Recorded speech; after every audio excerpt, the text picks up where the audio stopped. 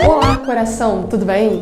Vamos começar hoje aqui a falar sobre a coesão textual, a coesão do seu texto. Sabe aquela competência número 4 que cobra lá de você bons mecanismos linguísticos e uma boa coesão textual, coerência? Pois é, você vai ver aqui hoje como o seu texto precisa ser coeso e o que é isso afinal de contas. Vamos lá?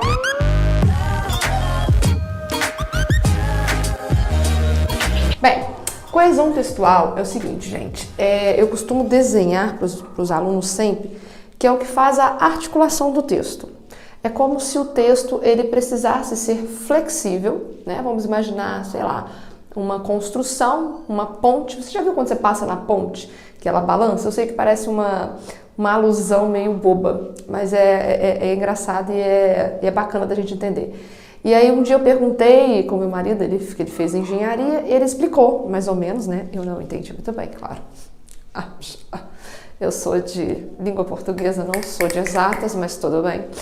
E a gente entende o seguinte, que a ponte ela não pode ser rígida, totalmente rígida, né? Ela precisa ter aquela flexibilidade ali para ela não quebrar. Bacana. O texto, ele precisa ter conectores, ele precisa ter articulação para não quebrar as ideias. Vamos imaginar assim, vamos fazer uma comparação aí com a engenharia. Pois é, para o seu texto, para as ideias não serem quebradas, e a expectativa das ideias, da leitura do leitor que faz ali, que está fazendo a leitura do seu texto, para que essas ideias não sejam quebradas, o seu texto precisa estar bem articulado. E assim ele vai precisar fazer uso de conectores, de palavras que ligam uma parte, um fragmento do texto ao outro, um parágrafo ao outro, enfim. Vamos ver como isso funciona. Então, ok, a coesão textual é o estabelecimento da interligação entre os segmentos do texto. Os segmentos eles precisam estar interligados, tá? Eles precisam estar bem interligados para que as ideias não se percam, não sejam quebradas dentro do seu texto. A coesão dentro do texto dissertativo necessita de recursos com palavras e expressões. E aí a gente vai ver que a gente faz uso de pronomes, advérbios, conjunções. Nós adoramos as locuções conjuntivas e as conjunções para dar essa coesão ao nosso texto, tá? A gente vai ver aí mais precisamente dentro de alguns exemplos que eu trouxe para vocês. Mas basicamente, o que vai ser cobrado ali na tua prova, que você vai usar, são aquelas palavrinhas. Eu até fiz uma planilhazinha para vocês, que vou deixar aí, que é o seguinte, aquelas palavrinhas que a gente utiliza para começar os parágrafos, os períodos, muito famosinhos, mas que são importantes. Humormente, primeiramente, em primeiro lugar, dessa forma, afinal, sendo assim, infere-se portanto que é para infere-se portanto que é muito comum para a gente usar, claro, no início do nosso parágrafo de conclusão. Então, tá vendo? Esses termos, esses conectivos é que fazem acontecer a coesão do nosso texto, beleza? Vamos ver alguns exemplos aqui, entender o conceito de coesão textual dentro do conceito teórico do conteúdo, tá? Coesão, então, nós temos tipos de coesão, 2 tipos, beleza, galera? A coesão referencial e a coesão sequencial. Como assim, professora? A referencial, como o nome já diz, ela vai fazer referência a alguma outra coisa que você disse dentro do texto, ou que você vai dizer. Então, nós temos 2 tipos de coesão referencial, a coesão anafórica e a coesão catafórica. A anafórica, coloquei a setinha linda e maravilhosa aqui para vocês, pode dar print nela, ó. Pode dar print nas setinhas. A anafórica é a coesão, né, que faz referência, é um termo que a gente utiliza dentro do texto, que faz referência a algo que a gente já disse antes, tá? E a catafórica, a catáfora, também assim chamada, é o elemento do texto que faz referência ao que vai ser dito ainda, tá? E isso é muito importante a gente saber pra gente também não repetir. Ó, que bonitinho, coração aqui, gente. Pra gente não repetir palavras, sabe? Caramba, eu vou falar isso de novo. Não. Que palavra eu posso usar? Para poder me referir àquela que eu já disse. Eu posso usar um pronome. Eu posso usar um sinônimo. Quando eu utilizo o sinônimo, eu também estou fazendo isso. Eu posso usar pronome oblíquo, átono. Beleza. Eu posso usar um outro termo, para designar aquilo que eu já vou falar. Então aqui, ó, o sol, a lua, a verdade, 3 coisas. Tá vendo? A gente vai ver isso mais precisamente. Vamos lá? Então olha só, o exemplo que eu coloquei aqui para vocês. De uma coisa, tenho certeza. Essa narrativa mexerá com uma coisa delicada. A criação de uma pessoa inteira que, na certa, está tão viva quanto eu. Cuidai dela. Opa! Cuidai dela. Porque meu poder é só mostrá-la para que a reconheçam. Olha lá. Quem que esses termozinhos estão se referindo a quem? Reparem que eles estão se referindo ao mesmo termo. Tic-tac, tic-tac. Pensa aí, vai. A quem estão se referindo? Cuidai dela. Dela quem? Pessoa inteira. A criação de uma pessoa inteira que, na certa, está tão viva quanto eu.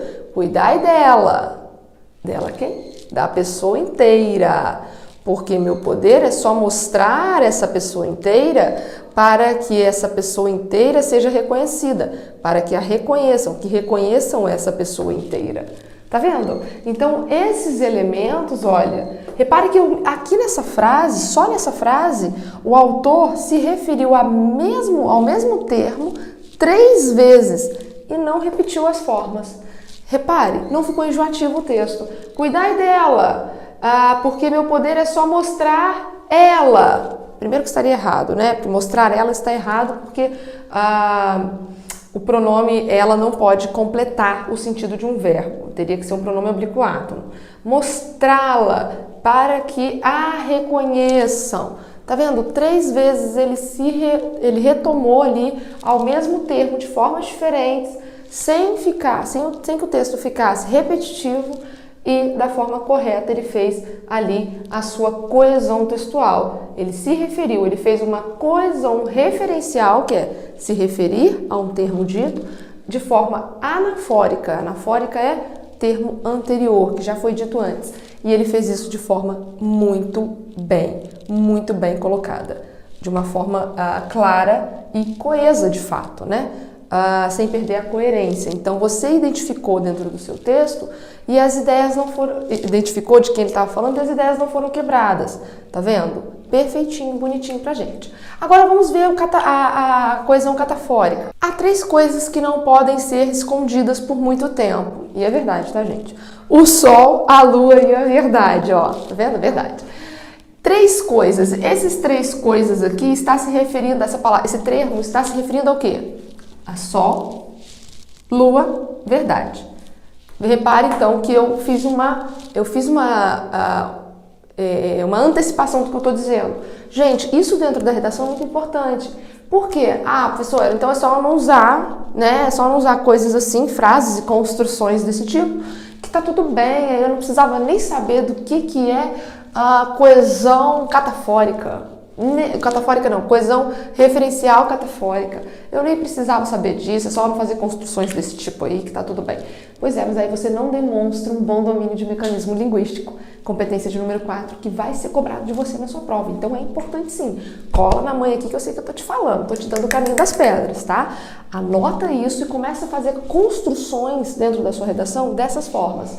Porque aí você vai ver que o seu texto vai ficar mais rico e você vai demonstrar bom mecanismo linguístico, ou seja, um bom conhecimento dos mecanismos linguísticos e da língua portuguesa, da coesão do texto para a construção da sua dissertação. E aí, corretor, ó, te amará.